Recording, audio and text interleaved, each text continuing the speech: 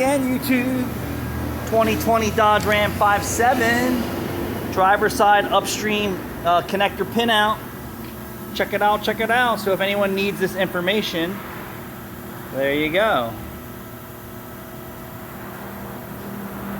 So this is on the driver's side upstream ECM harness side to the ECM.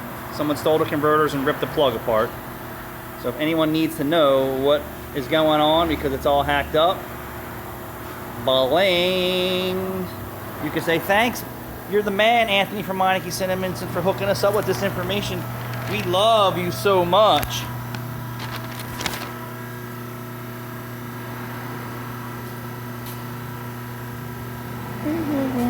This is the repair kit number. Thank you.